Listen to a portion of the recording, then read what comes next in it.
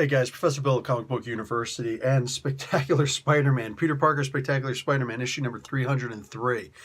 Dude, so one of the things I really like about this, especially since it's titled Amazing Fantasy, is you actually get to see all these different tropes that happen. I know it was only one issue, the final issue, went from Amazing Adult Fantasy 1 through 14, and then Amazing Fantasy number 15, and then all that good stuff afterwards, the Spider-Man stories.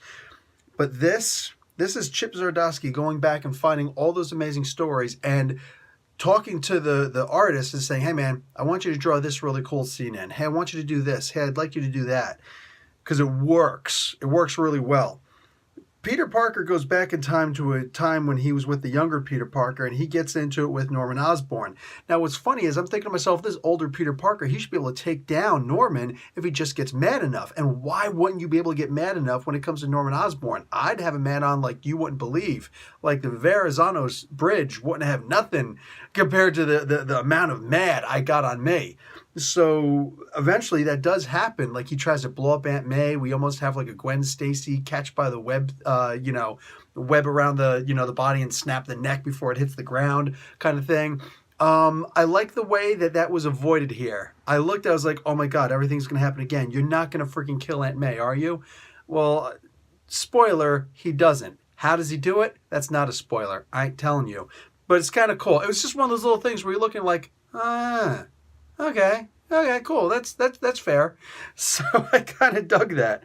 There's also the final scene, which is the Spider-Man No More scene, which is pretty cool. But honestly, like my favorite part here is that Spidey just goes nuts, and he's actually thinking about killing what's his name? Norman Osborn, Green Goblin. And I'm forgetting my own Spider-Man. And I'm sitting here reading this, and like I'm remembering way back in the original Detective Comics days when Batman ran around with two pistols, or a pistol, or was it two? I forget if he actually did the whole Shadow having two pistols thing, but he definitely had a gun.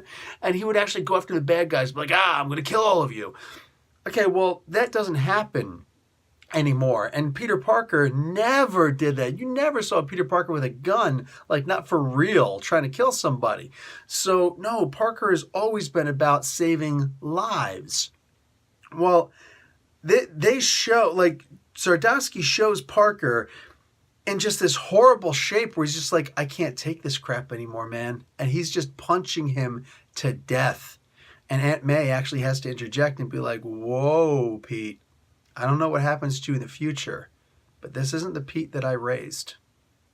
And he remembers himself. And the funny, cool thing about it is I remembered myself too. Because I'm rooting for him, like, just kill Norman Osborn. I would. But then I had to remember, I'm not as cool as Peter Parker. Parker has that thing about him, man. That's the Peter Parker that we know, grew up with, and loved for all these years. Parker doesn't kill. There's got to be another way. And yeah, it does stink that other people are going to die. I get it. All the Punisher fans. I get it. I'm a Punisher fan myself. But it's the thing about Peter. Peter's never said, I don't remember Peter ever saying something like, oh, well, if I killed even one person, I'd be, I would kill all of you guys and things like that. Nah, it's never been the case.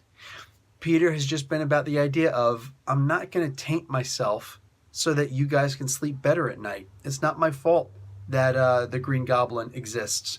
It's not my fault. He already existed. You know what I'm saying? I'm going to try and stop him, but I'm going to try and stop him my way. If you don't like that, go out and get bit by your own radioactive spider, and you go after him. But I'm not going to stoop to killing somebody. And you got to love those morals. You got to love those morals. Nobody else has the right to tell you, kill for me, all right? Parker's not in the army. That's just the way it is. Anyway, I'm going to give this comic book an A-.